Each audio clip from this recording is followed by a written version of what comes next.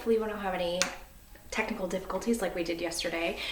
We are going to do the letter C next. And since I have some space up here, I'm going to go ahead and do the C right above the G. They are constructed very similarly. You are going to start below that top line again, and you are going to curve up, curve down, touch that bottom line, and then you're going to stop before you get to that middle line.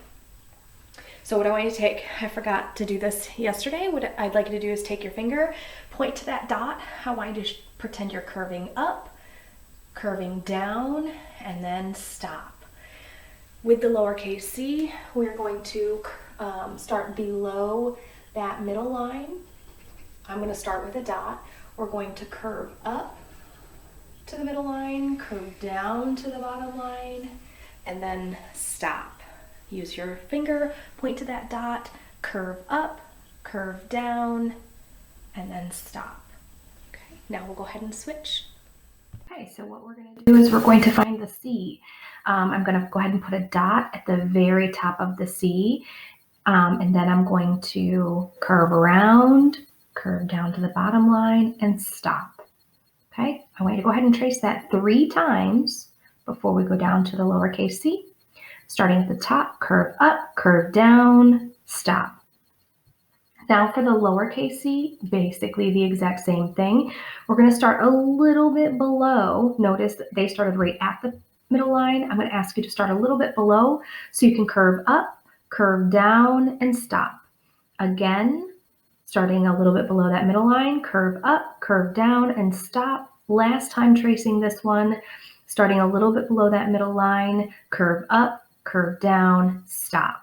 Okay, now what I'd like you to do is go ahead and flip over so that you can see that very first line. And we're going to work on just capital C's here. A little bit below that top line, curve up, curve down, and stop. Give it some space and try another one. A little bit below that top line, curve up, curve down, stop. Next one, curve up, curve down, stop. And let's do just one more. Curve up, curve down, and stop. For line number 2, we're going to work on just lowercase c. And it's going to be a little bit below that middle line. Curve up, curve down, stop. Second one, a little bit below that middle line. Curve up, curve down, stop. Oops, that one didn't look all that good.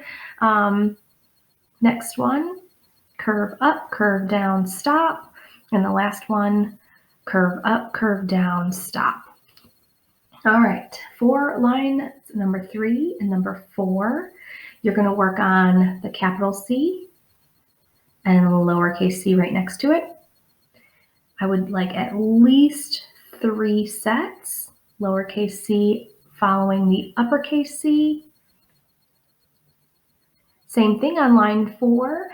What I'd like you to do prior or after you do line number 4, for line number 5 and number 6,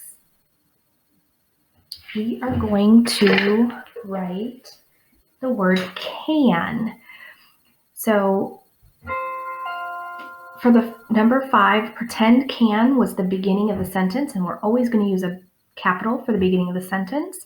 And so capital C, A, N.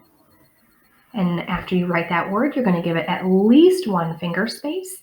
And then you're going to continue with another capital C, A, N. Okay. And then, I'm sorry, that was supposed to be on line number 5. I apologize.